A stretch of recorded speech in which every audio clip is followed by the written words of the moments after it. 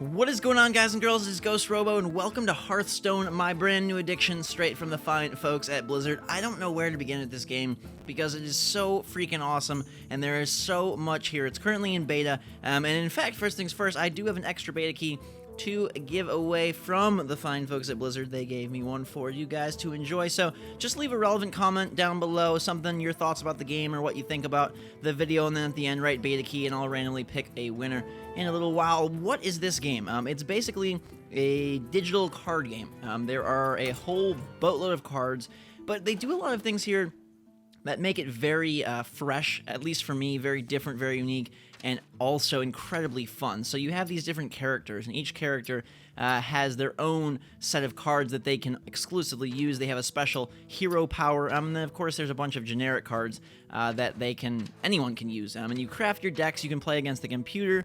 You can play against online opponents. You can do things like go to the store and buy booster packs with either in-game currency or real-life, real-world currency. It is freaking the best. I've been up till 3 a.m. playing this game. It's so... everything it does is so well, so I figured we'd just jump into my favorite mode, which is the arena. The arena is where you basically draft a deck of random cards, and so what's cool here is that you have access to the entire stable of cards, not just the ones present in your collection, and they randomly help you pick a bunch of them. You acquire a deck, and then you jump in and see how many wins you can get. The more wins you get, the better your key. The better your key, the more prizes you get at the end. So we're just going to jump right in. I will basically explain what is going on. You'll be able to pick up a lot of it. It's not the most complex game, and at first I was slightly worried that it was a little bit too simplistic, but they designed the game so that it would function and flow very quickly. You can play a game in about 10 minutes. All the card effects and all the stuff is handled very well by the game, but it works so well. There's so many good decisions, so much clever strategy, and just a bunch of fun, especially at such a brisk pace, which is what enhances the experience for me. Right now, we got to decide if we're going to keep these cards or go with others. I'll keep this starting hand. That looks pretty good. So the different play mats are based on World of Warcraft. All the characters are classes from World of Warcraft. So currently I'm a shaman, and let me be blunt and say I'm not a big World of Warcraft fan at all, but you can totally get into this game 100%, even if you have zero interest in WoW. So he's a warrior, I'm a shaman. My special hero power is that I can summon a random totem. But first I have 1 mana, so that's a mana system, sort of like Magic the Gathering or something like that. I'm going to drop a creature in here and end your turn. Basically, there's just creatures and spells, and so when I first booted this up, I was like, is it going to really be anything for me, or is it going to be really simplistic, like, baby's first card game? Holy crap, is it not. There's so much strategy in not only the game itself, but also building your deck. You can craft cards, you can break down duplicates that you get into dust, and then use that dust to make ones you don't have. So many awesome systems. I could make 5 videos on this game easily. If you guys want to see it, just smash that like button.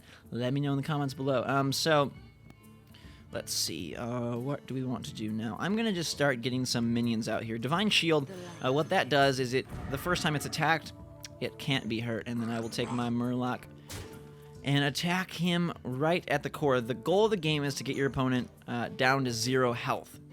The warrior's superpower is that he can gain 2 armor, which is basically like gaining 2 health and protect himself. You gain mana crystals each turn, so you start with 1, 2, 3 until you get to 10, and then you'll have 10 every turn. It's so much fun. He's damaging my guys. I'm not going to focus on all the intricacies of every card, because I'm sure you can pick up a lot of that along the way. But the environments are also interactive, which is kind of cool. These little scenes from World of Warcraft or whatnot, you can mess with them and make things fall and pop and boom and all that. Let's see. Let's get this guy out here for some card drawing action. Deal some more damage. It's really cool also. I've played God probably at least 30 games, and it's interesting to notice how fast the tides can turn, so you're never really totally out of it. I mean, there's sometimes where you basically sunk your own ship, but I've had some miraculous come-from-behind victories, and a lot of the game balance comes from, are you going to keep attacking their hero and trying to really get that down fast, or are you going to attack their minions and prevent them from swarming you with creatures? And that's sort of where a lot of the fine strategy comes in. Of course, these spells and such are beneficial and really do, help decide the flow of battle and who is going to win. But a lot of it comes down to, do I attack the main guy or do I attack his minions? Now, this guy has taunt, which means I have to attack him first. I can't attack the main hero. And there's a lot of great tooltips and text. Like it's self-explanatory. It gets you right in. It helps you along the way. Very cool. I think we're gonna do this. This should be good. So I'm going to. All right. Whenever this card takes damage, draw a card. So I attack him, take some damage. I get another card. Ooh, now I have a 5 damage spell, which should be able to bust his bumpkin next turn. Now I'm going to. I guess I will cast this on him. That lowers him down to 3, and then I'm gonna heal this guy up, give him taunt, and we'll be in rip-roaring shape. I don't want to use this character because every time you attack, they do damage to you, their offense to your defense, and your offense to your attack to their defense. So that would have been a sacrificial move, and I'm planning on blowing him out of the water pretty soon. What's cool though is to face off against all the different classes. I think that's kind of really the defining feature here, besides how well integrated it is in terms of the electronic digital system by making the card game flow really well through a video game. What really separates it for me is these different heroes that you pick as sort of your deck leader with their individual power and the ability that the heroes can attack themselves. Later on, you'll potentially see that we can get weapons that will cause our heroes or allow our heroes to be able to attack minions and attack the opposing heroes. So a lot of really good, unique systems that I'm kind of a huge fan of. Now this is going to enrage me, which enrage gives me a boost once I take damage. And now I don't necessarily have to use this straight away. I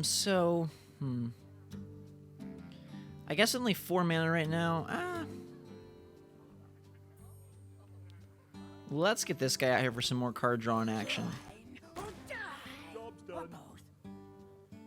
So this mode actually does cost money. So I think it's either $2 for a deck draw or 150 gold, and you earn gold via quests. So they kind of tied in some of the MMO stuff with quests. So if they're kind of just very simple, like, oh, win 3 games or defeat 40 minions or deal 90 damage. And when you accomplish those quests, then you're rewarded with gold, and you can use that gold, like I said, for booster packs and for arena tickets. And then going into the arena is probably my favorite mode because, it's cool to build up your own deck and test it out against online foes and see if you can accomplish the greatest amount of victories. But, that is a lot relying on buying booster packs and gathering the best cards, and they do a nice job of matchmaking so far. I have never been overmatched incredibly much or anything like that.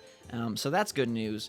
But what I love about this is you have access to all the cards, and just the fun of drafting your deck adds quite a bit of charm for me. And the other cool thing is there's money on the line. You either paid in-game money or real money, and so it makes you want to do a better job, to be more ooh, I really gotta focus here. I really gotta do a great job. I'm gonna get some taunters out here, and then let's summon a totem, see which kind we get. And we have got a searing totem, so that's just a regular attack totem. Typically the totems will give you buffs and such, so they're really kind of useful. I found the shaman to be possibly my favorite and strongest hero. I also like the rogue a lot as well, and they kind of do stay true to their class. The hero is very weapon oriented, very damage oriented. The shaman is a lot of totems and such. The hunter and they all kind of feel as much as you can of the card game like how they should, which is really cool. So drawing cards is also something very important. You don't want to be stuck with a bunch of mana and not a lot of options. So you'll notice both of us are using cards that help us boost our hand up here, because you only draw 1 per turn, and I've gotten plenty of sucky situations where you're down to 0 cards, and it's just you're praying you get the right thing each turn, which is a little bit sucky. So taunt, again, requires that they attack me in that specific fashion, but now that I don't have a taunt, hey, he can use his hero weapon to deal damage to me. Now we are up 28-22, so I feel like we're in pretty good shape.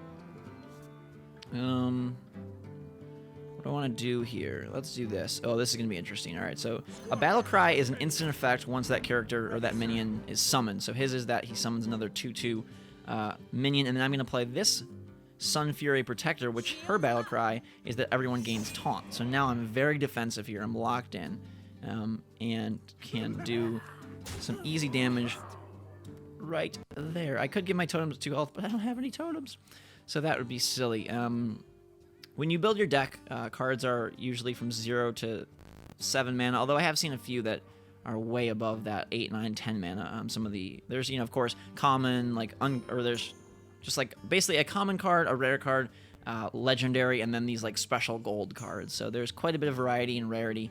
And of course, it's very ripe for expansions and new kinds of booster packs and new cards and even new modes. I think they're really going to go far with this game. I think it has the potential to be really huge. And it's incredible to me that in a year with like The Last of Us and Bioshock Infinite, that Card Hunter earlier in the year and this game now are like honestly in the conversation for Game of the Year. I have not been so addicted to something in such a long time. I placed, gosh, at least 10 hours into this game in the first few days, and that's very rare for me. I'm super busy normally, and I don't have a lot of time for just fun zone gaming, if you would call it that. And this just really fills that up incredibly well. I have a bunch of cards, so does he, though.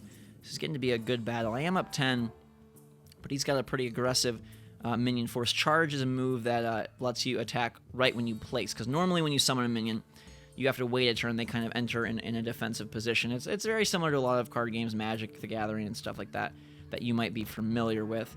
I wonder, we can also say things like greetings in the voice of the character, which is kind of cool. Greetings. Greetings. Let's kill this guy, which is nice. And then okay, so I'm going to deal 3 damage. We're going to get this guy out of here. Okay. I'm going to set myself up for not the greatest next turn, but I'm going to deal a lot of damage this turn. And I still have 4 left. So let's see if we can draw another good card.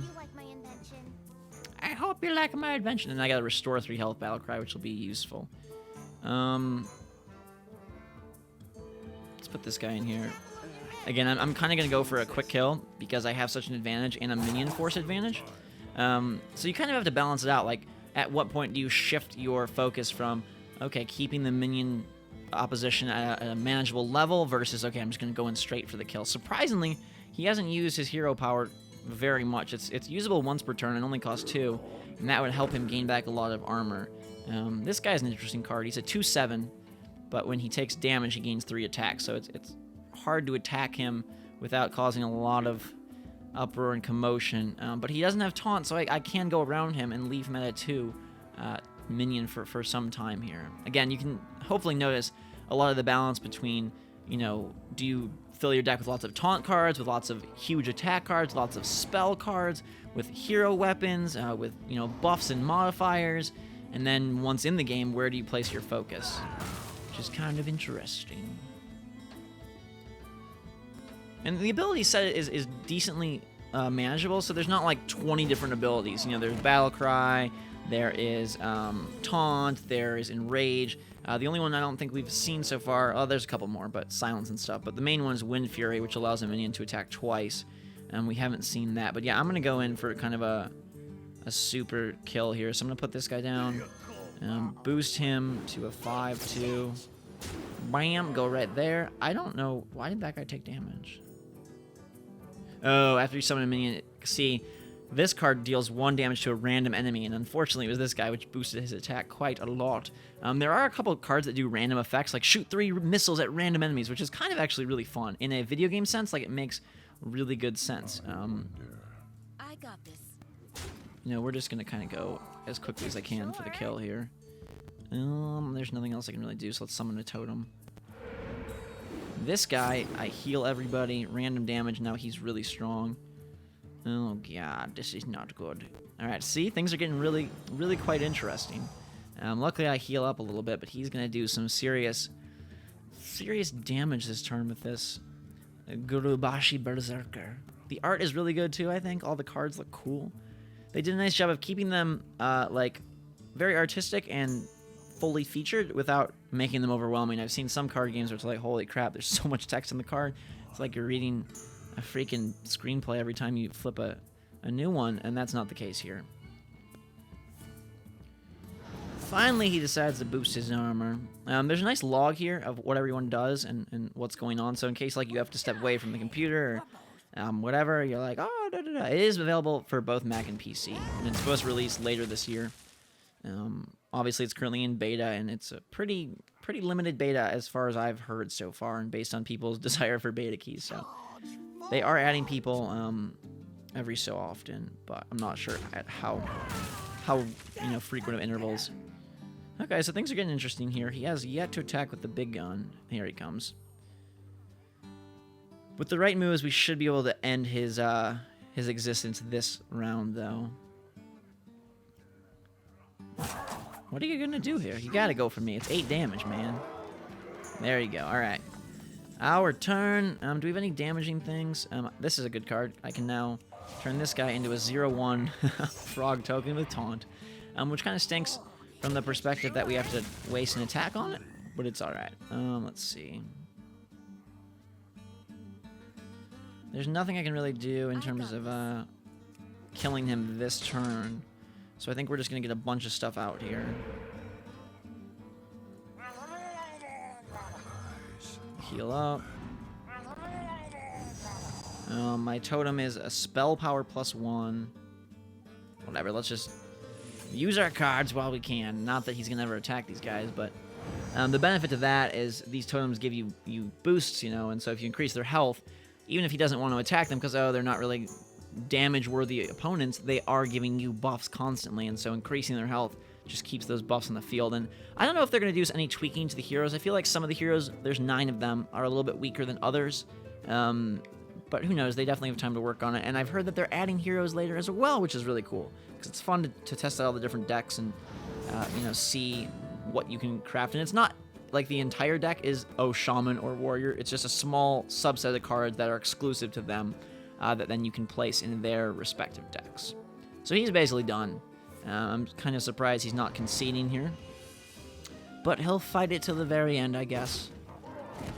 And when you randomly draft the deck for this arena mode, you know, it's like you pick 1 card out of 3 cards over and over again until you get 30 cards. So there'll be like 3 rares, 3 commons, 3 spells. So it's not like, oh, there's a chance I have a significantly better, rarer deck than he does. It's just all in your choices. Maybe I made better choices than he did, but we both had access to a similar level of high and powerful cards, which I think keeps it very fair and very fun, and probably why this is my favorite mode, because I feel like it's the most balanced and also the most exciting, because you're playing with sort of a brand new deck that you handcrafted out of all the cards, which is kind of really, really enjoyable. So he is gonna bash and smash there, and he's done. We're gonna win. Game over. Put some poison and power into his flower and eviscerate his foe. Good night, Mr. Warrior Man. You do level up and you acquire new stuff along the way. I haven't played a lot with the Shaman, but because I'm using him here in the arena, we've leveled up to level 4. At level 6, we unlock another exclusive Shaman card, and I just got this one, Flame Tongue Totem, that then I can take back to my collection and implement into a regular deck. Now, every couple wins, this key will upgrade. When you hit 3 losses, your game's over, and then you use your key. But right now, I'm going to back out of this and just kind of go through a few other things with you. So there is practice mode, where you pick what deck you want to use. You can use any of the decks, the basic decks. They have sort of pre-crafted decks. And then you can also use your custom decks. And once you do that, you choose your character. You can fight any computer opponent to practice against them at either a normal or an expert level, which is very cool. Let's see. My collection is here. Again, all the cards are divided into their individual classes and such. But what's really cool also is there's this dust system. So say I wanted to be like, I really like the Shaman. Let's find him. Where is he? There he is. Okay, so it's like, hey, I want to see all the cards that the Shaman can have. And so now it's showing me grayed out versions of the cards that I have not acquired that I could find in booster packs or along the way. And of course, there's not the hugest amount, but I think there's 300 cards in this base set, which is a lot. What's also cool is that if I wanted, say, this Doomhammer, I can craft it, which is amazing. And now I would need 400 dust, of which I have 65. But say I have a card like, I'm not really feeling the Warlock. I can take these Warlock cards and add dust. Of course, you don't get a whole lot. But if you turn in a rare card or a legendary card, an epic card, you get a lot of dust, and then I can, basically min-max and get rid of a lot of the classes that I don't enjoy playing for cards that I do enjoy playing. And you'll see that there's some, if I go back to my cards and even the golden cards, where are my golden cards? Golden, there we go. Some of these cards have like movement effects on them. Let me see. I think I have one for the mage. Do I? Where's my golden card? Is it for the rogue? The mage. I don't even remember. Oh, see, it's got like a animated effect. So some of your golden cards, you can get like a gold version, which is basically like a holographic type thing. Very cool. There's quests again here. So if I win 2 games of the Warlock, I get 40 gold. And then again, that gold can be converted into booster packs. I don't have money right now for booster packs, so I'm not going to buy any. I've already spent a few dollars on the 2-pack little bundle there. But it's just a really good game. I can also just go and play an opponent of equal skill level. They have pretty good matchmaking. There's unranked mode. You have to win enough games to advance the next medal. I'm not even sure exactly what these mean. This, you don't earn medals, but to win games to advance the next medal. So I don't know how this works because I can't do it yet. Perhaps I have to use... I have to use... No, I can't do it. Okay. So there's medal play, which is basically ranked, and then unranked, where you don't earn medals. I just learned that right now with you guys. Anyways, this game is really, really cool. I really, really love it. I mean, it's eaten up my life the last few days, and that definitely is both a good and a bad sign, but definitely a great sign for this game. If you enjoyed the video, let me know in the comments below. Hit that like button, add your favorites. We can always play more, open up packs, do that stuff, take our talents to the arena once again. Also, don't forget, if you want to win a beta key to check out this awesome sauce adventure, just leave a comment relevant to the video letting me know what you thought, and include beta key at the end, and I will pick a random winner in a few days. Till next time, though, guys and girls, thanks so much for watching. Drink so much. I hope you enjoyed the video and are having a fantastic day. Till next time, we'll see you all later.